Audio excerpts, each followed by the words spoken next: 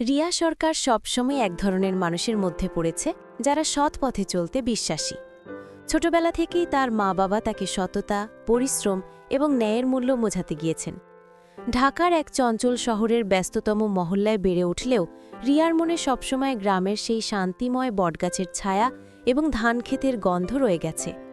স্কুলে পড়ার সময় সে সর্বদা তার পড়াশোনায় মনোনিবেশ করত, কিন্তু সে কখনোই স্বার্থপর বা অহংকারী ছিল না। বন্ধুদের মধ্যে সে ছিল মেধাবী এবং শিক্ষকরা তাকে প্রায়ই একটি সত্যিকারের জননায়ক বলে সম্বোধন করতেন। রিয়ার স্বপ্ন ছিল একদিন আইপিএস অফিসার হয়ে সমাজের ন্যায় প্রতিষ্ঠা করা। সে জানত আইন শুধু কাগজে থাকলেই চলবে না, তাকে বাস্তবে প্রয়োগ করতে হবে যাতে দুর্নীতি ও অসৎ কর্মকাণ্ডের বিরুদ্ধে লড়াই সম্ভব হয়। বিশ্ববিদ্যালয় শেষে কঠোর প্রতিযোগিতার মাধ্যমে সে পুলিশ সার্ভিসে যোগদান করল। প্রথম দিন থেকেই রিয়ার লক্ষ্য ছিল স্পষ্ট: সততা বজায় রেখে কাজ করা এবং সাধারণ মানুষকে ন্যায়ের আওতায় আনতে পারা। কিন্তু বাস্তবতা অনেক কঠিন ছিল। অফিসের অভ্যন্তরে এমন কিছু মানুষ কাজ করছিল যারা নিজেদের স্বার্থের জন্য আইনকে বিকৃত করত। রিয়ার সহকর্মীদের অনেকেই প্রথমে চেষ্টা করেছিল অসৎ অফিসারদের পছন্দ করার, কিন্তু রিয়া কখনোই এমন পথে যায়নি। তার সহকর্মীরা প্রায়শই হাসি হাসি ভাবেই বলত, রিয়া, তুমি কি এখনও সেই সৎপথে আছো? এবং রিয়ার উত্তর ছিল দৃঢ়, হ্যাঁ, যতদূর সম্ভব। সততা আর ন্যায় আমার পথ। প্রথম কয়েক মাস অফিসে কাজ করতে করতে রিয়ার নজর পড়ল রাজীব সিংহ নামের এক অফিসারের ওপর। রাজীব ছিলেন অত্যন্ত প্রভাবশালী, কিন্তু তার চরিত্রে এক অসৎ জায়গা স্পষ্ট। তিনি নিয়মিত ঘুষ নিতেন, সরকারি তহবিল অপব্যবহার করতেন এবং সাধারণ মানুষকে ভয় দেখিয়ে দমিয়ে রাখতেন।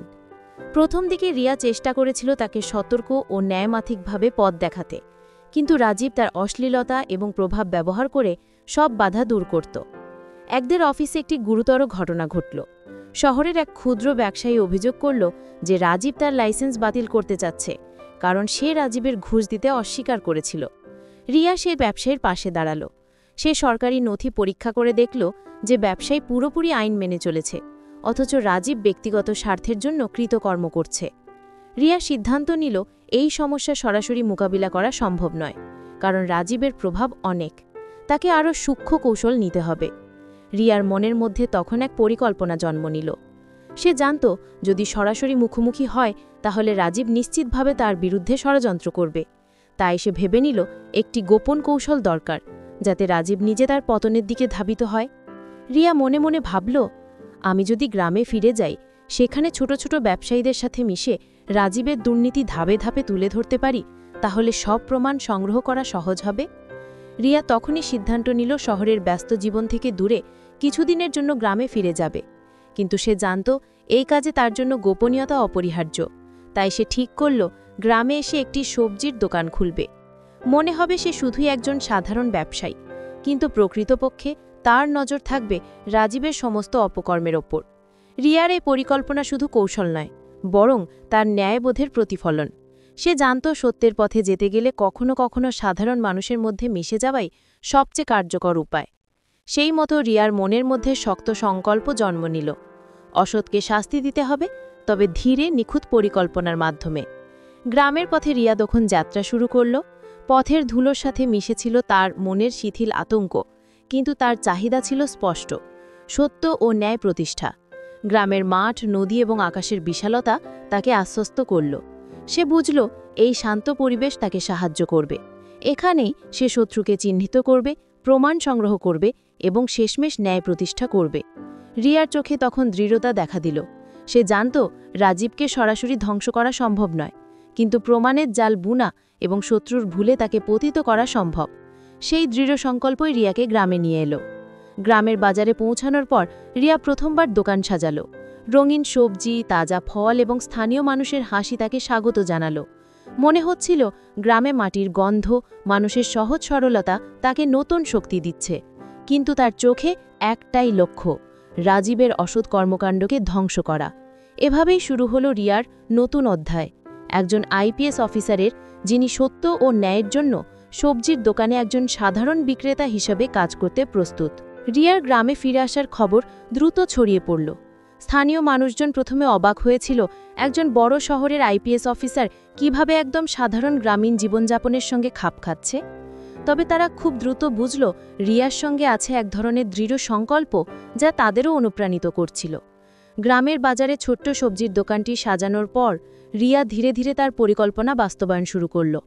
প্রথমে সে মানুষের সঙ্গে বন্ধুত্ব গড়ে তুলল, ক্রেতাদের সঙ্গে হাসি মুখে কথা বলল, তাদের সমস্যা শুনল এবং তাদের আস্থা অর্জন করল।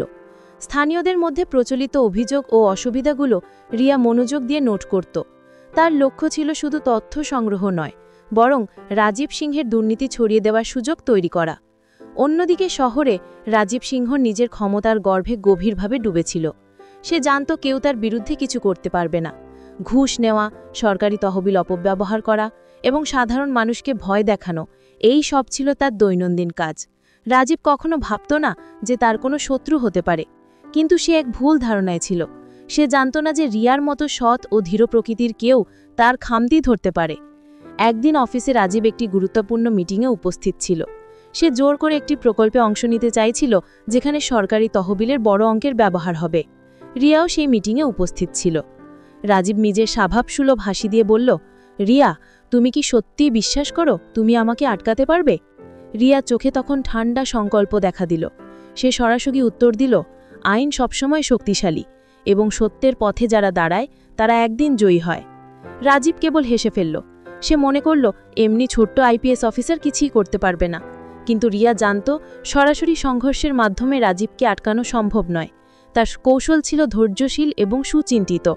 গ্রামে রিয়া তার সবজি দোকান থেকে তথ্য সংগ্রহ করা শুরু করল।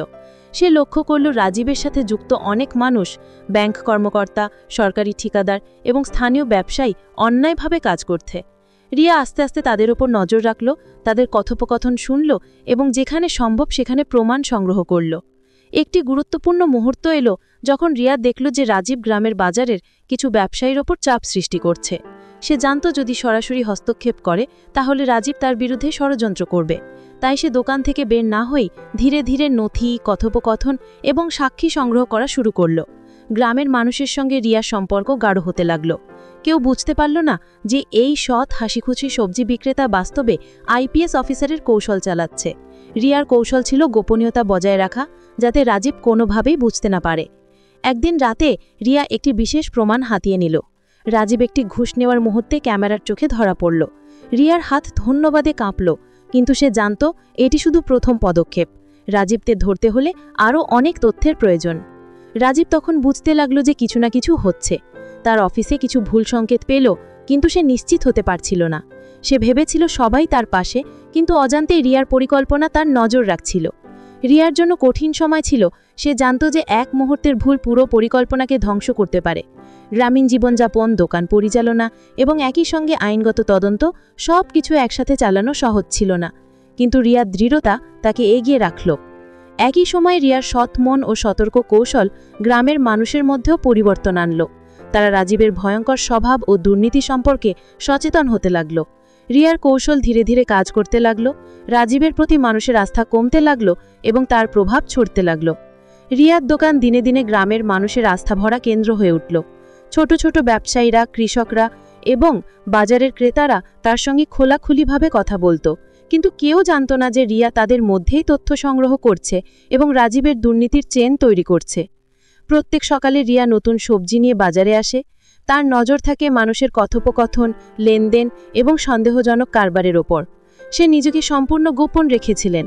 সততা ও সহানুভূতির চেহারায় সকলকে বোঝাতেন যে তিনি শুধুই একজন সাধারণ গ্রামীণ সবজি বিক্রেতা। একদিন রিয়া লক্ষ্য করল রাজীব গ্রামে একটি নির্মাণ প্রকল্প নিয়ন্ত্রণ করছে, যেখানে অনেক টাকা বিদেশে চলে যাচ্ছে। রিয়া তৎক্ষণাৎ তার কৌশল প্রয়োগ করল। সেখানে কিছু স্থানীয় শ্রমিকের সাথে যোগাযোগ করল, তাদেরকে বোঝালো যে নথি সংরক্ষণ করাটা জরুরি। শ্রমিকরা প্রাথমিকভাবে ভয় পেলেও ধীরে ধীরে রিয়ার বিশ্বাসযোগ্যতা দেখে প্রমাণ জমা দিতে শুরু করল। রিয়ার কৌশল ছিল নিখুঁত। প্রত্যেক পদক্ষেপে সে সতর্ক থাকত যাতে রাজীবের সন্দেহ না জন্মায়। সে গ্রামের বাজারে বসে যেমন সবজি বিক্রি করত, তেমনি লুকিয়ে লুকিয়ে গুরুত্বপূর্ণ নথি সংগ্রহ করত। একদিন রাতে রিয়া এমন একটি গুরুত্বপূর্ণ নথি পেল যা রাজীবের পুরো দুর্নীতির চেন প্রকাশ করত। এই নথি থেকে বোঝা গেল রাজীব কত মানুষকে শোষণ করছে, কত টাকা পাচার করছে এবং কতজনকে তার প্রভাব দ্বারা দমন করছে। রিয়ার চোখে তখন বিজয়ের আলো ঝলক দিল, কিন্তু সে জানল এখনও রাজীবকে ফাঁসানোর সময় নয়। রিয়ার সংগ্রহ করা সব প্রমাণ একত্রিত হয়ে একটি পরিপূর্ণ কেসে পরিণত হল। সে শহরে ফিরে এসে তার অফিসের সিনিয়রদের সঙ্গে যোগাযোগ করল। তারা প্রথমে অবাক হলেও যখন সমস্ত তথ্য পরীক্ষা করল, তারা নিশ্চিত হলো যে রাজীবকে আইনের আওতায় আনা সম্ভব। রাজীব তখনও গ্রামে নিজের প্রভাব দেখানোর চেষ্টা করছিল, কিন্তু তার অফিসে তার প্রভাব খর্ব হয়ে গেছে। রিয়ার পরিকল্পনা নিখুঁতভাবে কাজ করেছিল। গ্রামের মানুষ, শ্রমিক, ব্যবসায়ী সকলের সাক্ষী আর নথি রিয়ার হাতে। শেষে একটি বড় অভিযান পরিচালনা করা হলো। রাজীবকে অফিসে ডাকা হলো এবং সমস্ত প্রমাণ সামনে রাখা হলো। রাজীব অবাক ও ভীত হয়ে পড়ল। সে কখনো ভাবেনি যে একজন সাধারণ সবজি বিক্রেতা তার খামতি ধরতে পারবে। কর্তৃপক্ষ রাজীবকে আটক করল এবং আদালতে তার বিরুদ্ধে মামলা চলল। আদালতে সমস্ত প্রমাণ প্রদর্শিত হলো, নথি, সাক্ষী এবং ভিডিও ফুটেজ। রাজীবকে শাস্তি দিল এবং গ্রামের মানুষ শান্তি পেল। রাজীবের পতনের পর রিয়ার খ্যাতি আরও বাড়ল। গ্রামের মানুষ তাকে কেবল একজন সবজির দোকানের মালিক হিসেবেই দেখত না, তারা তাকে একজন সাহসী, সৎ এবং বুদ্ধিমান নেতারূপে দেখত। রিয়া অফিসে ফিরে আসলো। আইপিএস হিসেবে তার দায়িত্ব ছিল সৎ পথে চলা এবং সেটা আরও দৃঢ়ভাবে পালন করল। এই অভিজ্ঞতা তাকে শিখিয়েছে সততা, ধৈর্য এবং সূক্ষ্ম কৌশল কখনোই হারায় না। এক বিকেলে গ্রামে ফিরে গিয়ে রিয়া তার দোকান সামলাতে বসেছিল। তার চোখে তখন সন্তুষ্টির হাসি। মানুষজন তাকে অভিবাদন জানাচ্ছিল, সততা ও সাহসের প্রতীক হিসাবে।